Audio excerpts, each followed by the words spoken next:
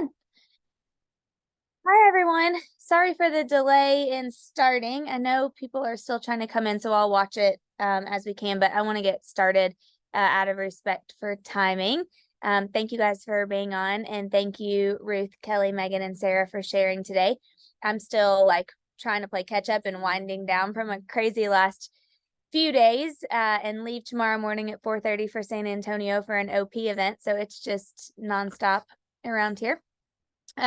However, really wanted to share some feedback and ahas from the I Love Coaching Summit. I would say definitely this year was by far the most impact that we've had so far. So before we start, if each of you would just introduce yourselves and say where you're from and anything else you want to share, how long you've been in the business or whatever would be awesome.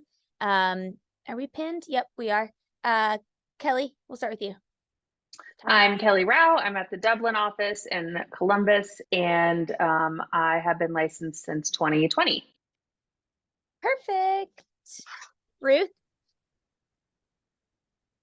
Hi, my name is Ruth Laskowski. I'm with KW in the Virginia Beach area, and I've been involved in real estate since 2019. Awesome. Sarah?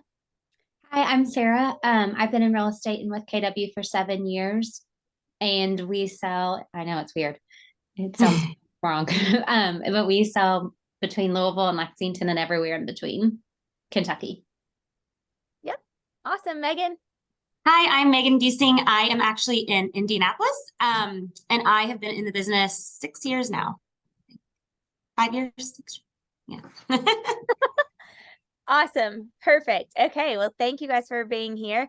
Okay. So first I want to, and just whoever wants to pop up, we don't have to go in an order, but of all the crazy things that everybody has going on right now, why was it important for you guys to actually attend the event and just talk a little bit about why you made the time to do that? Whoever wants to go first can. I know just for myself, I needed such a reset and to get in that environment of like-minded people. It's just been a tough year. It's been a tough couple years for everybody. And this has always been my favorite event of the year. So it was just like a non-negotiable, despite everything going on in life and this and that, I had to be there. Love it. Yep. I know. Go ahead. Everyone all at one time. Do you want me to go? Yeah. Go ahead. Go ahead. Okay. Ruth. I know for my husband and for myself together, we own combined 5 different businesses. So really for us, it was just a time to kind of find cohesiveness for all of that, to be on the same page in the same room together and hear from the same speakers at the same time. That was just so needed in our lives right now. And kind of echoes Sarah, like it's been a really rough year, a lot of pressure, and just feeling pulled in a lot of direction by our people. So it really filled our cup. I would say that for sure. Love it. Megan? I was excited to go just because I loved all different aspects and how it was kind of a conference that took a whole life approach. So it wasn't just focused, just on business or, just on real estate. But I really thought it was important just to set myself up for the beginning of next year. And I loved the focus on all different aspects of life and business. Yeah. Kelly, will you talk a little bit too about you bringing your husband? Yeah. So my husband's not in real estate, but we have flipped 3 or 4 houses together. And we're kind of at a point where it's like, okay, what does that business look like going forward? So we've done a couples entrepreneur coaching program earlier in the year. So it was really important for me to do something with him where it wasn't just real estate focused, but it was entrepreneur and whole life focused. So because I didn't want him to feel like he was coming to a real estate conference when he's not an agent. Yeah. And he definitely benefited, and so did I. And I mean, our notes are totally different and opposite. Really? And, yeah, and a lot of we're even tomorrow night we're setting aside an hour with a bottle of wine just to go through our notes and think through everything. And he went in with a different I think idea of what he would get out of it than what he actually got out of it, which is good. And same for me too. I mean, I thought I would come out with I've like have these answers to these questions I had, and I came out with a totally different vision. So I thought it was good that it wasn't just real estate focused, because we are entrepreneurs and we are doing a lot of different things, that affect us outside of just real estate. Yeah, I love that. That's wild that you guys had separate notes, but also kind of cool because you Yeah. can, yeah, I Yeah. wouldn't even think about that, but Well, we're that's, also like so different, so it makes sense on like when I look at him, I'm like, oh yeah, that makes sense. You took that way, and I took it this way. Yeah. yeah. Yeah, Hmm. I was super happy with how many people actually brought their spouse or significant other this year because Linda and Jim and Adam and I went to dinner on the last night right before they left, and Linda and Jim commented on that. They said like it was so great to see how many people brought their significant others that have one, because when you do stuff like that together, there's so much more power in it versus going home and trying to sell it, sell an idea or sell something else to your spouse or your significant other when they weren't there to hear it firsthand. Like it's harder for them to be on board for sure. So definitely really cool. Okay. So the first speaker was Dr. Ryan Smith. He was the health speaker. So just wanted to hear any ahas, and again, in no particular order. And if you guys don't have one for one person, that's okay too. But any takeaways from Dr. Ryan Smith on health, whoever wants to share first. I can jump in on that one for sure, because I was getting poked in the ribs by my husband for a good portion of that. I would just say really the resilience building aspect of how you view stress. I just hadn't really thought of it like that before. I've really looked at like cortisol, how bad it is on your body, like how to kind of counteract that all the time. But if you look at building more strength and more resilience through cold exposure or heat exposure, or just relaxing activities rather than spiking your heart rate with certain exercises like doing yoga, walking.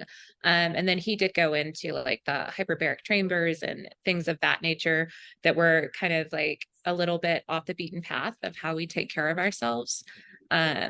So that to me was just awesome. And I know just even small aspects of that, we've instituted Fun Fit Fridays in our office on Friday afternoon. So you can do like a 30-minute yoga break or something like that, or like walking around the building or taking the stairs, like couple laps up and down the stairs, just ways to incorporate that. That was my teaching element, which idea. maybe Dana, you'll talk about that, the CATs. Yeah. But the teachability element, like how are we going to bring that back and infuse that into the people around us? So yeah, that was a big one for me, that kind of tipped it on its head, viewing stress and the ways to build resilience around it rather than just, oh, I'm so stressed, block it out. Yeah. And I like what he said about how some stress in small doses is actually beneficial. And I never really thought of it like that. And he shared something with Linda that I didn't hear when Linda was telling me. I said, I must have been zoning out. She's like, no, he told me that on the side. I was like, okay, because I totally missed that. But Linda asked him about a thing called a slack line, which is basically, we talked about it on our podcast that dropped today, but it's basically a tightrope, which Adam, you guys know Adam's like probably already ordered this and has picked out the trees to attach it to, but it's basically like a little rope that you tie between two trees. And it's just like this far off the ground. I mean, it's tiny, close to the ground, but the purpose is that it's supposed to create balance, because balance is one of the number one things in life longevity, like living to 100 or more. And so Dr. Ryan said that you're supposed to practice that every single day, like walking on the slack line. But the crazier part, Linda said that her longevity doctor has told her for years that she should do that. And she said, I never took action on it. And she said, but the lesson was I figured out why, because she never told me really why I needed to do it. Dr. Ryan told Linda that the reason why people do it is because after you do the slack line, the 3 hours after you do it, your brain is at the highest capacity to learn something new and retain it. So like after you walk on the slack line, for whatever the 3 hours are after that, you should be intentional with what you're doing, like, working on your business or listening to podcasts or learning something, because your brain is like, I don't know, I'm not a doctor, obviously, but it's at like the highest, capacity to be able to learn after. So Linda was like, oh, I'm about to already get my slack line set up for when I get home. I'm like, So funny and so cool. But anybody else have anything from Dr. Ryan on health? Temperature stress was a big one. Sarah, go ahead. I was just gonna say that and he had it in his doctor terms, but I took it kind of dumbed down as we can't eliminate stress. All we can do is to adapt to it. And every time we have a new stress in our world, it becomes like our new baseline. So our body is just better equipped for the future and what's out there.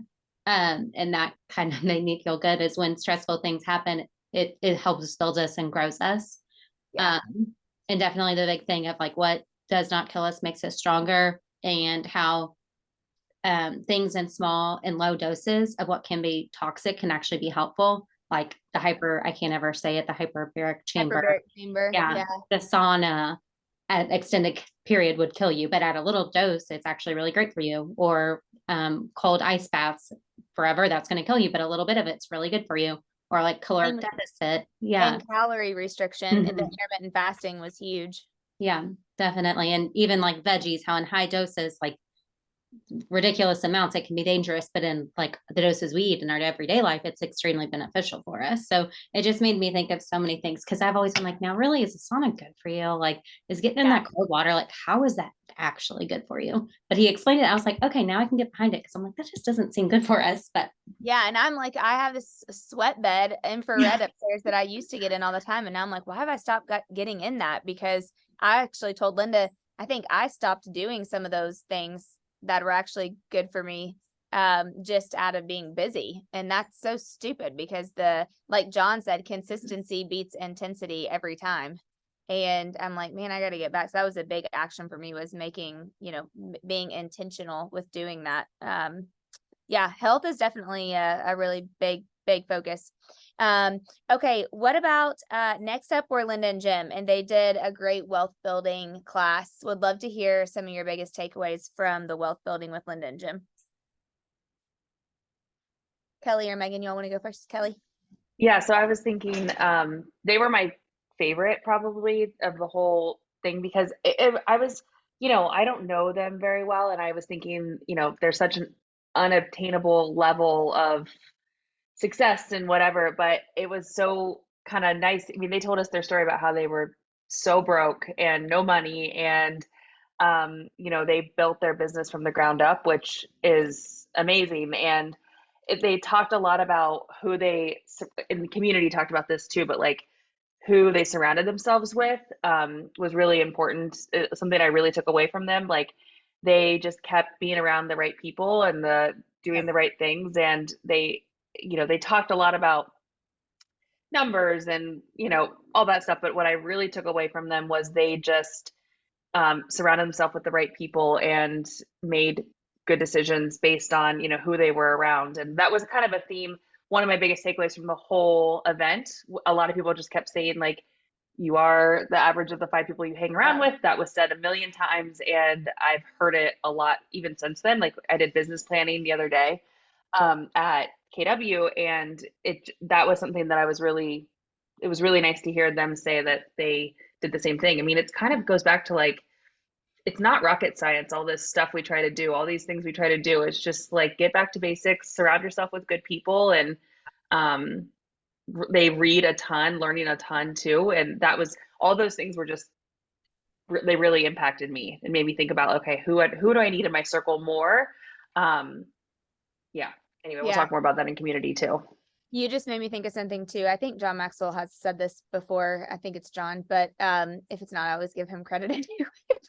But they said it might not be about it might not always be about learning something new, but remembering what is true. And sometimes I think, some of the stuff wasn't, especially with Linda and Jim, wasn't, brand new stuff. It was just like, man, where you're at in your life and remembering what is true. And you're right, Kelly. So many of almost every person said who you surround yourself with. Simon did, Matt did, John did, Linda and Jim did. I mean, almost every person said that. And I think, sometimes that's harder than not. Megan and I talked about this earlier today, but it's just continuing to get in the rooms and networking with other people and not being afraid to ask great questions and all of those things, because you just never know, where that relationship is gonna lead to. I think that's a huge one. Really big. Megan? Yeah, so I'm looking back at all my notes on what they spoke about, but the biggest thing that I think that spoke to me was that if you want a big life, you have to do big things. So I'm like making sure that this was on Linda and Jim's talk, but I think it was. I think it was Linda who said, when you're complacent or you find yourself like just okay with something, it's time to find the next big thing, or else you're not going to achieve big goals and big dreams by just doing the same thing and being complacent. And then another thing that stuck out to me that I think is important to remember, and I think it was Linda who said this too, is that whenever you start something, you think that you have to have the credentials or the capability, and really you just have to have the confidence, because no one, when they do something for the first time or first start something, has the credentials or the capability yet. Yep. Yeah. And then again, just surrounding yourself with the right people and mindset, and educating yourself, like how they said, educate yourself on money. And they talked about all the books and steps they took to educate themselves on money in the beginning. Cash Flow Quadrant is, I know, one of their favorite books they always talk about, but yeah. Yeah. I put in the chat too a link to at the end, Linda shared a bunch of slides from one of the best books I've read recently ever by Dr. Ben Hardy, Your Future Self Now. And Linda and I had him on our podcast, and he is awesome. And a lot of the slides, the ones that were like the 10 threats to your future self and all that, all those came from this book. It's a super good book. If you haven't read it, I would highly encourage you to add it to your list. But Linda said one thing too. She said that people give up when they run out of these three things: friends, a purpose, and money. And so when you think about your wealth building journey, that money obviously is a huge part of those, but the friends thing goes back to the people that you're around, and then your purpose, like why are you doing what you're doing? And I thought that was just a really good one. I'd actually never heard her say that before, that people give up when they run out of those three things. And so I think that's just a good thing to think about too. And I think with Linda and Jim, I shared this with her yesterday, when she said, don't get stuck on the number, just pick one and it'll move. That was huge for me too, because she talks about the freedom number all the time. And I do get stuck on a number, like, gosh, I don't know. And this year it could change, or that year it could be different, or whatever. But she just said, just don't get stuck on the number. Like, just get your freedom number, and then the plan will go around it. And then it's probably gonna, it's gonna move, it's gonna change. But look at, gosh, they started with $250,000 a year. I mean, that's, gas for a plane now, probably a month. So it's like, think about how your number moves and shifts. But if they wouldn't have started with just that number and then developed the plan around it, who knows really where they would be or what that would happen, or what would have happened after that. So not getting stuck on the number is a huge thing. Anything else on Linda and Jim before we move to personal growth? Can I add a quote that I heard? Sorry, Ruth. Because this is relating to couples. She said, stop making your partner do things that I don't want to do, and give them things that are their unique ability. And I think that was good for even like assistants or anyone else. Because as soon as we said that, he and I looked at each other, and I'm like, "Go, sorry about that." And then after that, she said, let the goals be the guardrails, not each other. And I was like, oh my God, because sometimes my husband and I are like, I'm like, you're the reason. It's like, no, our goal is the reason.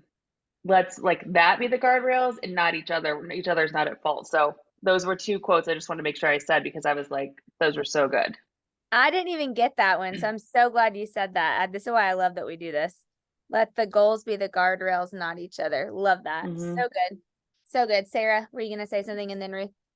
Yeah, I was just going to say, I think it was Linda who said it. She said, when you're wealthy, when your passive income exceeds your income necessary to fund your lifestyle. And I just love that, because it's so easy for us to always move the goalpost of like when we're going to be feeling financially secure or wealthy or this or that. And it's like never enough. So I just love to just know, like, that's something attainable. If we figure out what we need a month to live on, and once we can get that passive, we're wealthy, we're cool, Yep. Totally. Yep. Ruth. That their segment was probably one of my top 3 segments for sure. I did ask the question about how to work together as a couple. And I think Jimmy echoed the whole thing about the guardrails too, letting your goals be the guardrails and then leaning into the other person's strengths. So that was awesome. And then the freedom number situation, I think kind of echoing everyone here is just putting a number down and then just running for it. And it's never too late to start, because they were talking about how they had started like in their mid to late 30s when they were just putting their goals together. And then look where they are 20, 30 years later. Yeah. So that was just super, super encouraging to hear that. And then my 2 big takeaways on this, it says, get clear on what I want and then schedule time for my future self. Yeah, I love that. Yeah. So that was just a huge one, because my husband and I do that business planning on Tuesdays and Thursdays whenever we're both in the same state at the same time. Yeah. I understand. Yeah. I'm in a hotel lobby in Salt Lake City right now. Sorry. So you hear echoes. But yeah, those were just some really, really cool takeaways, I think, for me. And I think once you set the number, and like Dana's saying, like it changes over time, I think that's awesome, because then you get to have an even bigger vision, and then you get to see the scale of, wow, I used to think like this. Wow, now I get to think like this. So Yep, love it. You know, I meant to say this when you said this earlier, Ruth, but I love what Adam does and what he did here, which is at the end of every speaker, he gave 10 minutes for everyone to write down 3 things: what they wanted to change, what they needed to apply, what they wanted to teach. And then was it like 2 goals in that category, I think? So, yeah. And I love that because, and Linda actually said how much they enjoyed and loved that. And like yesterday, Linda was listing off all the things that she's already taken action on. I was like, dang, you go, girl, like you're on it. But in the wealth building, even just getting, you said something, Ruth, I don't remember what it was now, but it made me think.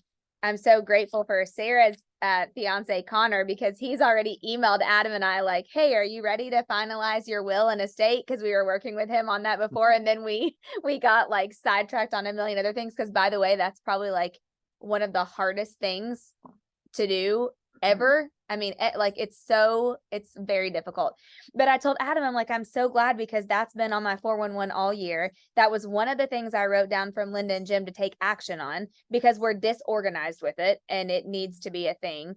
But yeah, when you're working on building your wealth and growing your wealth, which is always a moving target, there's so many little things that you just don't even think about that come into play with that. And Linda and Jim, if anything, made me feel so much better. I shared this on the podcast, but it was so funny. I have to tell you all this. When Linda and Jim came over for dinner, I think I was like showing her something new that I just bought or something. And she said, oh my gosh, I just shopped like crazy while I was here. And she said, do you ever just, I mean, Linda's so funny, y'all, she just says the funny stuff. She looked at me in the kitchen. She said, I mean, do you ever just feel disgusted with yourself after that, after you do something?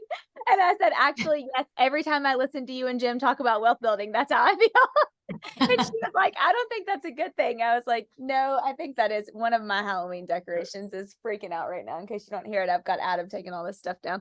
But I thought it's funny because just one little action on the wealth building side can make such a big difference, like over and over. So their story is just so inspiring, and it helps how down to earth they are. And Kelly, like you said, I mean, if they can do it, and I mean this in a very respectful way, like anybody can do it. I mean, they were, super in debt and had no clue what they were doing, and made me be reminded of Mo Anderson. I mean, she didn't even start rebuilding wealth and had no money to her name when she took the CEO job with Gary, and she was 62 years old at that time.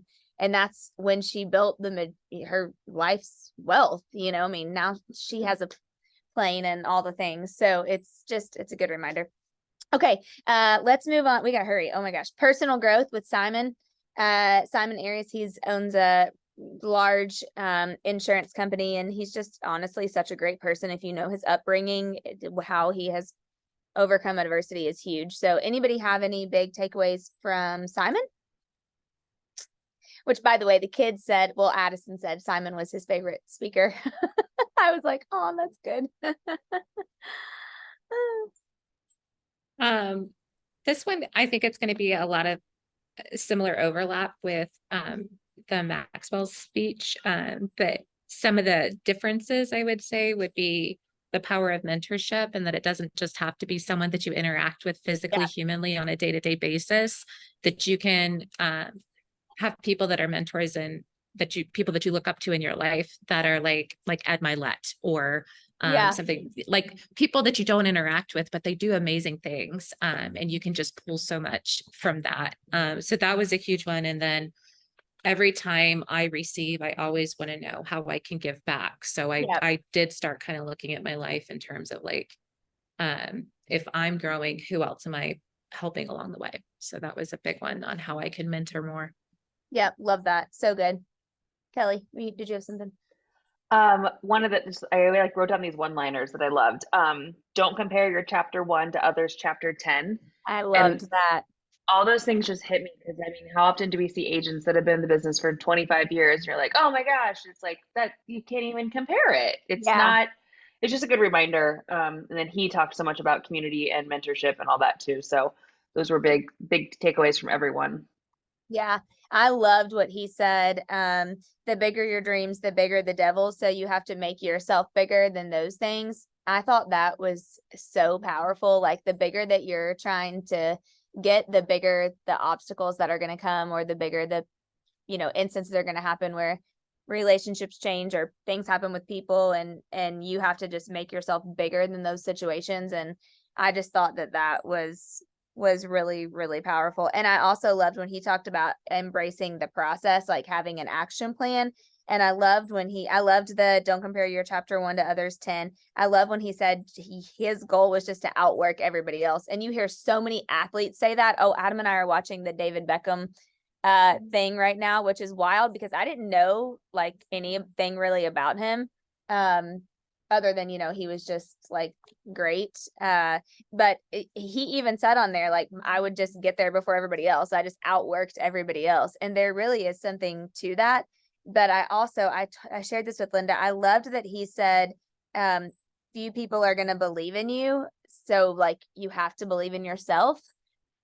And I think that there was so much truth and power in that, because especially now, I don't know, I feel like with social media, like everybody compares everything to everybody else. And it's like, do you really believe you can do this, or do you not believe you can do it? And I just thought he had so many great points around that, and the sacrifices. Like, you're going to have to give some stuff up. There's always going to be sacrifices, but Gary always says you're either sacrificing time or money, or relationships. Which one are you going to choose for the season?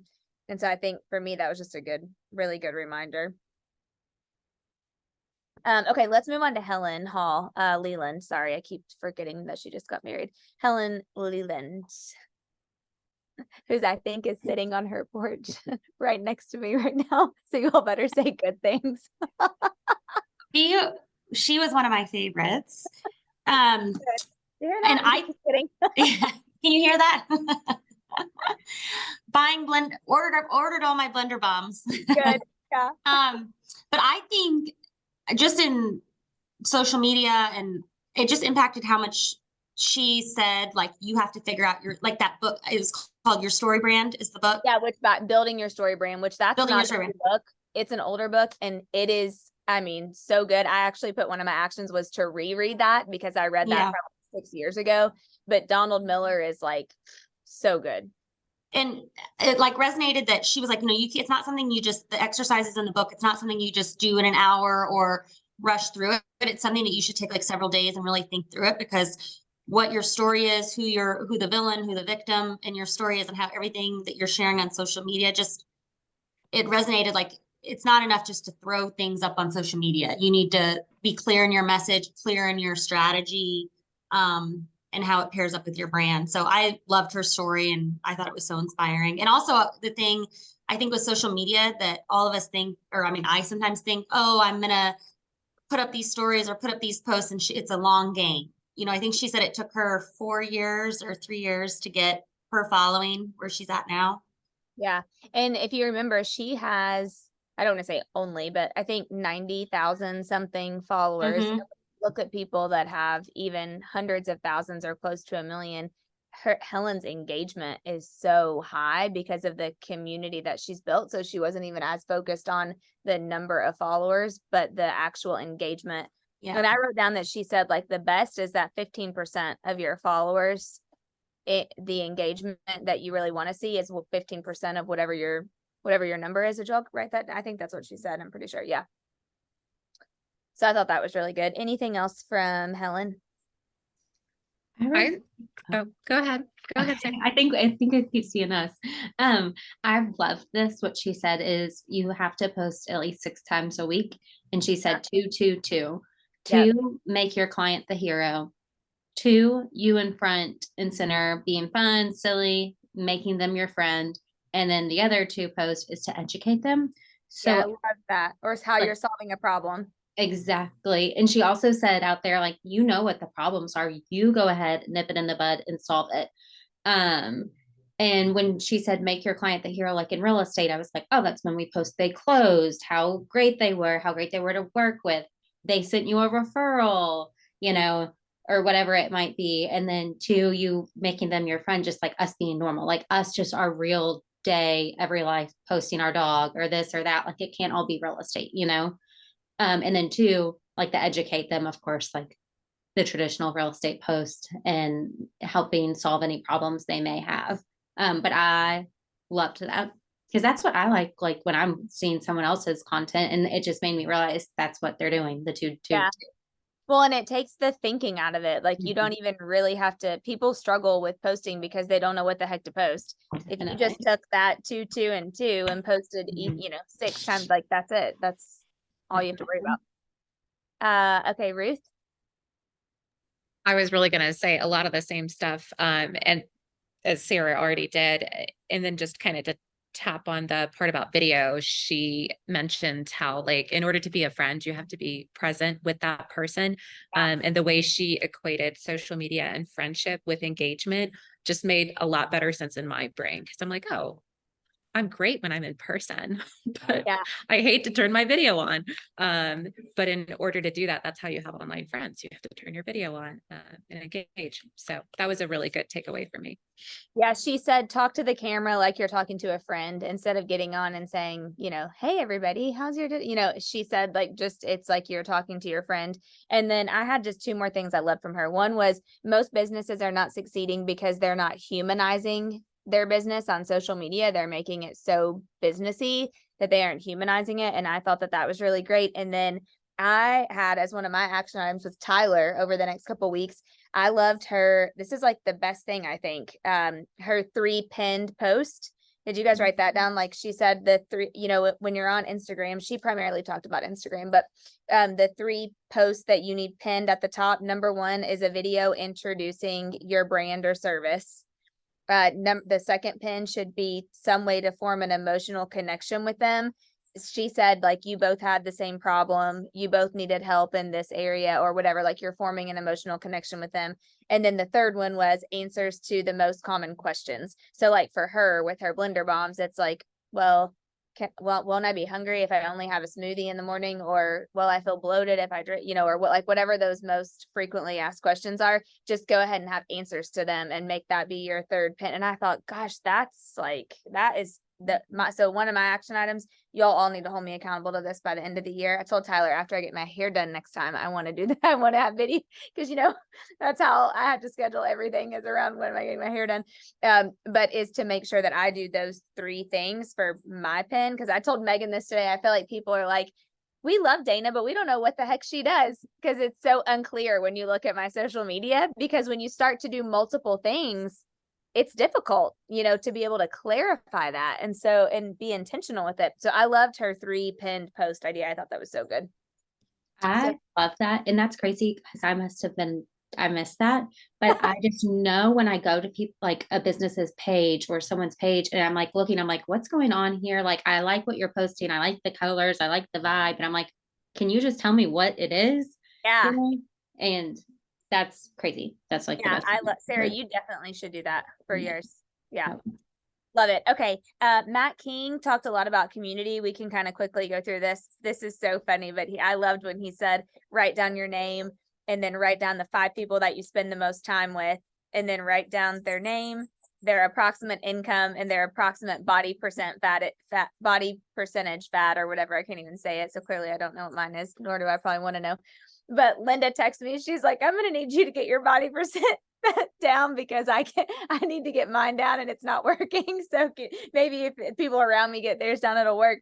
But I had to tell you all, this is so funny. Adam's daughter, Amelia, you know, we took them and she was sitting next to me. And so I looked over and so she drew the circle and had Amelia.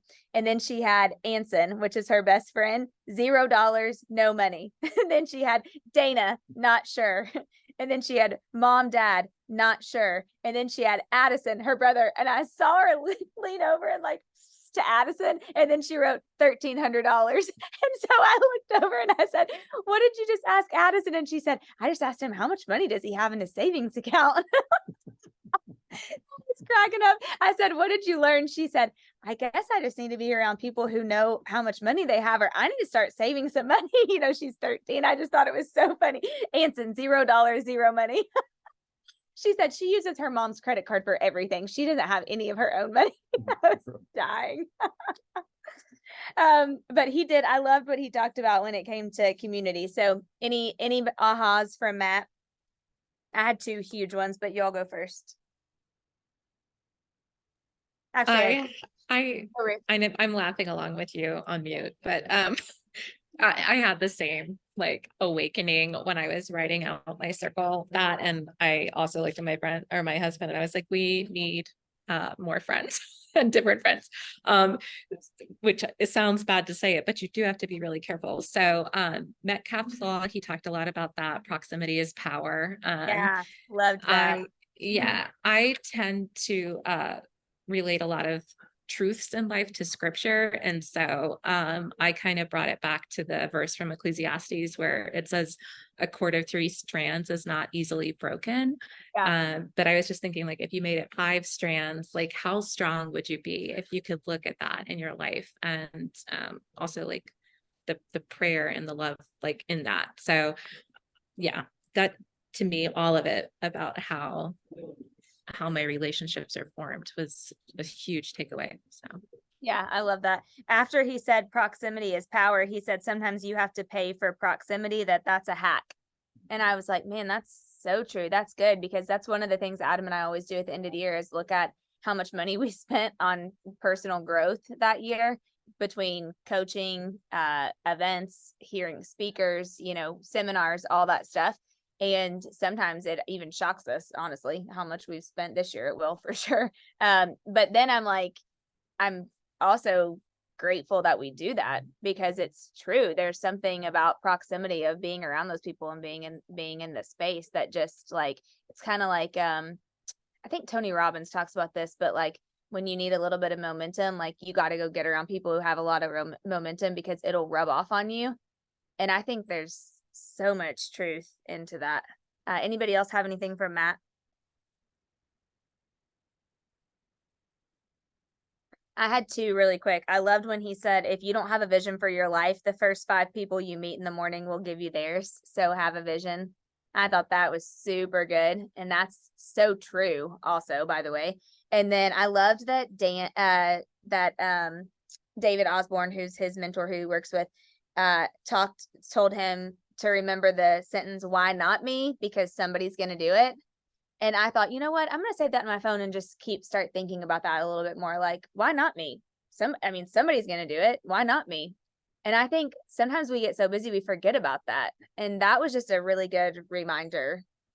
Definitely, that I thought was great. And then Linda had a good idea. Linda said on the ring of 5, or like the 5 people closest to you, what if you did that differently for the categories that are important to you? Like, what if you did that for wealth? What if you did that for relationships? What if you did that for health? Because you do have different people for different things. And I thought that was really good too. I was going to say, real quick, kind of piggybacking off of that. It also stuck with me when he said that, like, he follows Tiger Woods because of his mindset and but not necessarily because that person is a good spouse or parent. So you can follow different people for different things that you admire in them and look up to. I forgot about that, Megan. I did. I loved when he said that. And I think that's so true, because you don't have to just look to somebody because they're perfect, because we all know nobody's perfect. but like, what is it that in the Yeah. area that you're, oh, Otis, I see you. Aunt Dana sees you. Look at Andrea's dog. He's literally the cutest. Okay, Garrett Gunderson, who wrote Money Unmasked. Unfortunately, I have to listen to his recording because I had to take John to the airport. But Caitlin, my sister-in-law, said he was actually her favorite. So curious, any feedback, any ahas from Garrett? Kelly? Yeah, he might have been one of my favorites too. Because the way he views money. First of all, he's a comedian too, so that helped make the Yeah. money talk palatable almost, Yep. And he talked about expand your means to live within your means. And so he kept saying, if you what you want, he's like, yeah, you can cut costs, but like you don't always have to cut costs. You just need to expand your means. Like you need to find other streams of revenue or other ways to grow your business to Yep. pay for the things you want, which is what I always say to my husband. So it was very like, yes. Because my husband's Told you always like, what can we so. cut? What's that? I said it was a told you so moment. It's right. Because my husband's always like, what can we cut back on for budgeting and all that? And I liked his mindset of like, yeah, that's important too, but mostly expand your means. And he kept saying like, how can you plug financial leaks? So where are places that, you can tighten up a little bit, or where are you places that you're not really investing that maybe you should be, or you're not paying attention to, and you should be like plugging those leaks, just like identifying the leaks in your finances and plugging them however that needs to happen. I thought that was really good. And my husband downloaded all his books and all his podcasts, everything. So Cool. I'm excited to learn more from him going forward. Yeah, Adam loves him. He met him at a GoBundance event a couple years ago, and at GoBundance they auction off time for their speakers sometimes, so like to raise money. So like at the end, whoever wins the most gets like an hour with the person, on Zoom or on a call or whatever. And I think Adam must have won with him, and so he connected, and he was like, "This dude is smart with his money." Yeah. Anybody else have anything on Garrett? I have like pages of notes on that one, like tons. I can't wait to go back and watch his then. Yeah. So one of the quotes was, vision is only vision when it's beyond your what you can do by yourself and it requires others to help you. A good vision is beyond what you can do alone. So taking people along on the journey with you. And then I guess I don't know how to share these notes, but he had like a breakdown and a grid of how you create your money team, what you can do with your taxes, and then classifications for all of that. His 4 eyes for making money were to look into the IRS, interest. So what you're doing with different things, how you're getting your ROI on things that make interest for you, your investments, and your insurance. Like what are you paying for in insurance, and are you overpaying on those categories? And then around the scarcity mindset, I know I'm hitting these kind of quickly. I had never thought of this before. He suggested doing a living wealthy account to help you with your money mindset. Because I know for me, I do not spend money. I am not the spender in our household. And so my husband is always trying to push me to look at how to kind of break my scarcity mindset, because I did not come from wealth. And so that to me, those were just some really big ones that kind of unlocked stuff. So poverty is a mindset, it's a state of mind, and how to change into an abundance mindset, and then ways to do that. And he gave an example of a guy that was halfway to being a billionaire, and he really struggled with a scarcity mindset halfway to being a billionaire. Wow. And this was his client, and he suggested that client have a living wealthy account, because he said this dude was like still wearing old clothes that were like 20 years old. And I'm like, oh God, I relate. And in doing that, within, I can't remember how many years, maybe one of you remember how many years, they said he went to being like into the billions just by trying to change his mindset around spending. It was just awesome. So yeah, tons of takeaways on that one. Have y'all ever seen that meme? This is the squirrel it says, I went in Target and I just heard this lady yelling at her kid, "Put it back, we don't need that." And I kind of wish she would turn around and do the same thing to me. It's one of my favorites. Heath, that's you and me. Josh and Heath are here listening to y'all too. Megan, go ahead. I had a couple big takeaways from him. So I think it was, he said like, you have financial freedom when money is no longer the primary consideration for doing or not doing something. Or I mean, the primary reason you consider it, but it's no longer like, I'm not going to do that because of what it costs. Love that. So that really resonated with me. And then I really loved when he talked about the price versus the cost of something. So there's always a price, but there's also, he was saying that you have to think about there might be a price tag for instance, like going to a training or going to a conference, but what's the economic cost of not going? So finding the value in things, there's always going to be a price, but what would be the cost if you didn't do something? So, and then also just like you don't shrink your way to wealth, that also, which That's good. Kelly talked about. Yeah, that's really good. Love that. Man, Sarah, were you gonna say something? Literally, those were the two things I had circled to say. Okay. Which when money is no longer the primary factor of when you would or wouldn't do something, like really hit me. I was like, wow, that's really interesting to think about, because John Maxwell is not over there thinking, oh, how much is it for me to go to New York for the weekend or something like that, No, he's So, not. Yeah, He called sure this guy when we were in the car and said, I'll be there in 15 minutes, have the plane ready. I was like, goals. You bet. Hashtag goals. Okay, next up we had Pastor Josh Surratt, who is actually our pastor here at Seacoast. I thought he did a great job. We had really good feedback on him. When he spoke about generosity. Any ahas really quick from Josh, and then we'll go to John Maxwell. He was one of my faves. Yeah, me too. I think everyone's probably key takeaway from him is never resist a generous impulse. Yeah. I love that, because there's so many times where I'm like, oh, I feel like I should, oh, I should, oh, I should. And I'm with a friend or this or somebody, and I'm like, no, don't do that. Like they could take that the wrong way or this or that. And I'm like, really, you think? But I loved that. And if you want to know where your heart is, open up your bank statement. Yeah. And I think I just thought that was so good.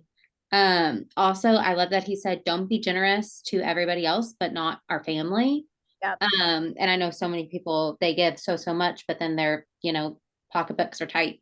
And he was like, they have on their like family budget, they have vacation with the fam actually under the generosity tab.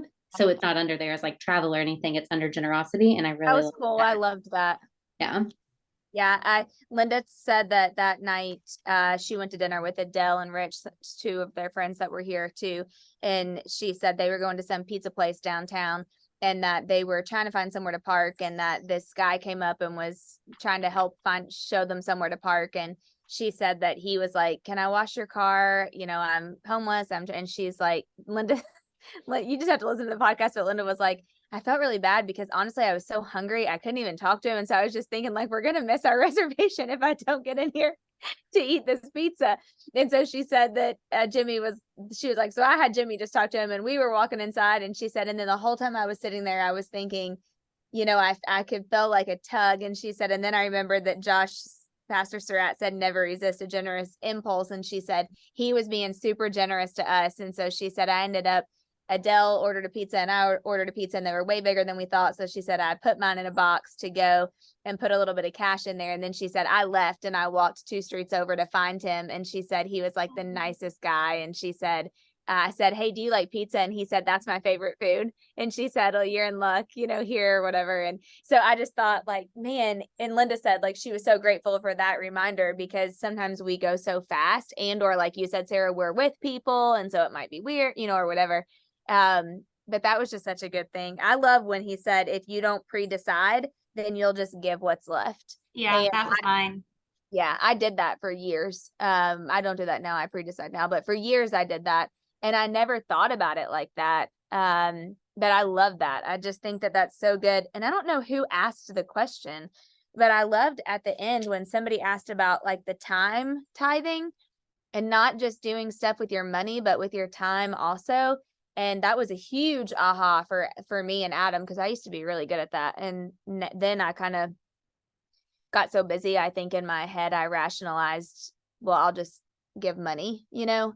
And I think sometimes I think it's good to have a healthy mix of both. And so I wrote down one thing he said, what can we do together as a family to give back this year next year to make a difference of our time, not just of our financial, part.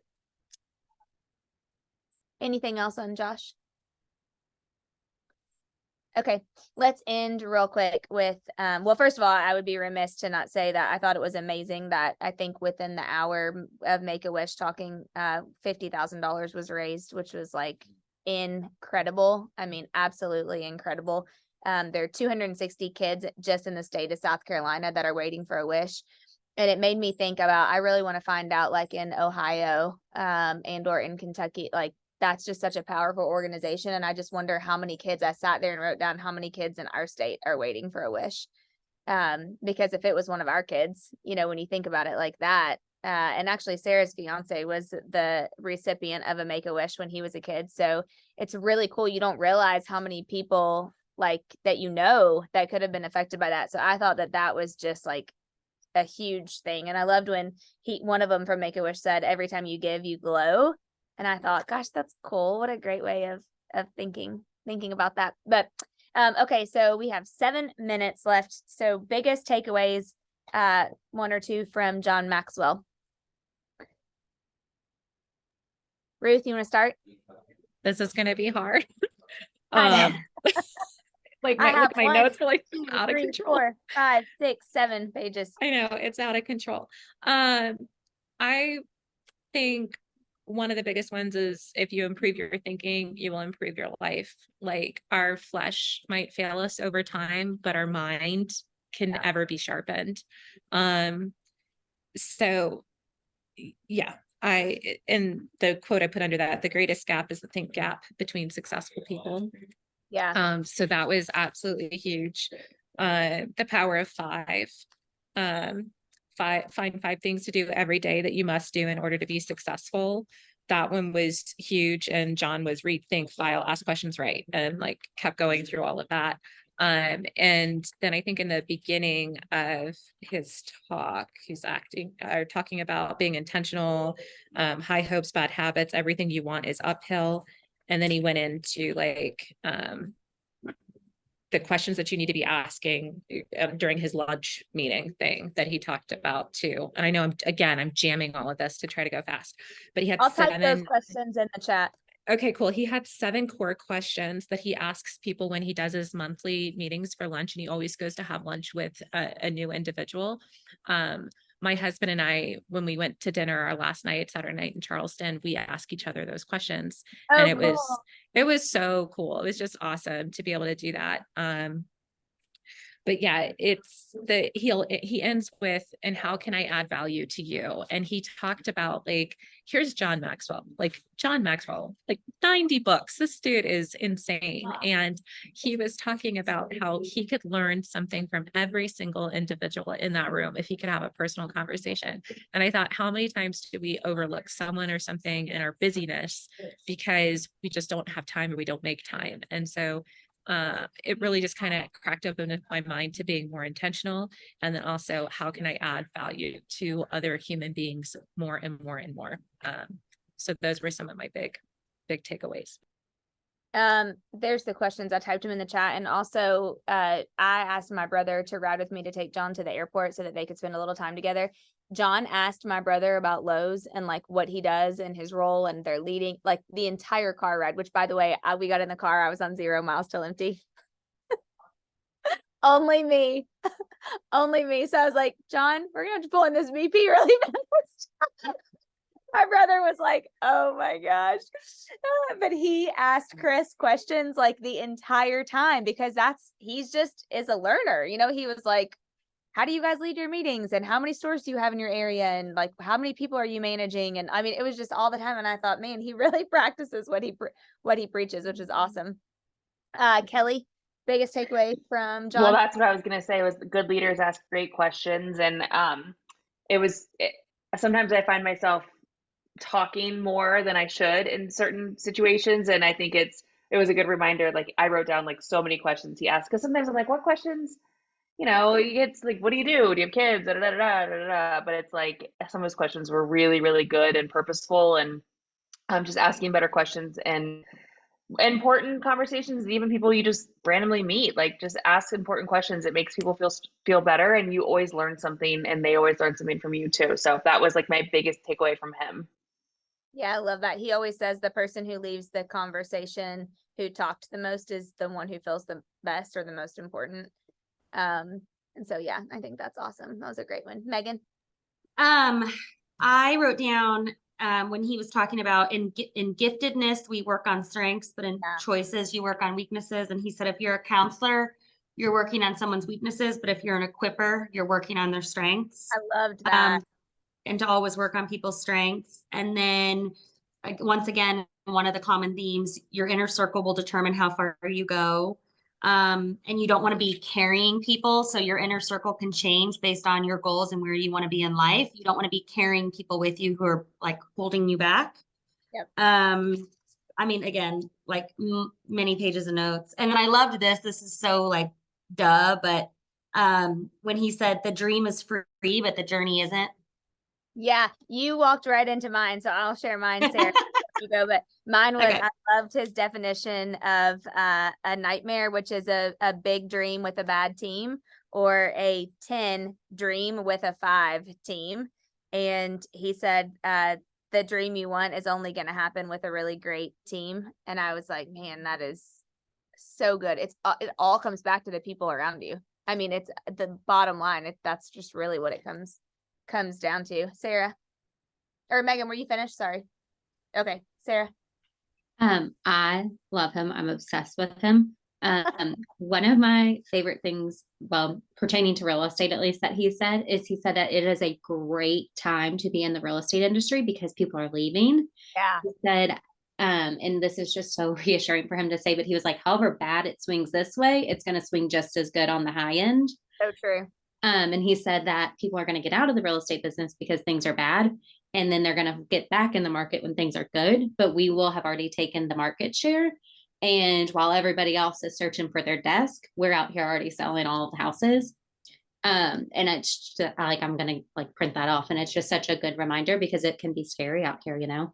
And that also kind of went hand in hand where, and I've heard him say this before, but he said that it's the fastest person doesn't win the race. It's the person who starts the first does. Yeah, I loved that. I love that. So He had a much. funny story with that at the regional event several months ago. Yeah. And then of course, how life has to be spent being intentional. We know this, no one has ever coasted to or drifted to a desired location, but he was like, no one's ever coasted to a great marriage. No one's ever coasted to a great business. And it's just so true. And it can be so easy to just, if you're just like on your little path of, you know, making things and you're in the groove, things are working. But I loved that. Let me see. Ooh, and I did love this. Someone asked him a question. I'm not sure what they asked.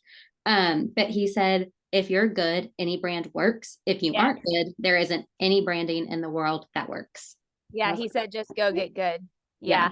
I'm glad you said that about the real estate, because he said just stay in the game, because people are quitting, and that's a good thing. You're eliminating competition so you can go out and get more market share, which is what Gary has said so many times. And then he gave the pendulum swinging. And then he said, remember, everyone is courageous the first time, but the 5th and 6th time takes real courage. And that's like the true successful people having the courage to continue. And I thought, gosh, that's where we're at right now in our industry. You know, we're going to continue to see people getting out. And I think those of us that are in it, that's just more market share for us, which is really great. Awesome. Well, I am so grateful for each of you. Thank you for sharing and for all your ahas. I wrote things down that you guys said that I didn't even hear. So it's like good to learn from each other. We'll post the recording because I know there were several people who wanted to have this. And also I'll be sending you guys a code for the summit next year. And so people can pre-register if you'd like. And actually, one of our friends, Mary Beth Miner, who was there, had the best idea. Afterwards, there was a group of us standing around, and somebody said, how in the world are you ever going to top John? And Adam was like, who do you think you guys would want to top John? And everybody was like, gosh, I don't know. And Mary Beth said, I don't know why you guys are overthinking it. Everybody loves John.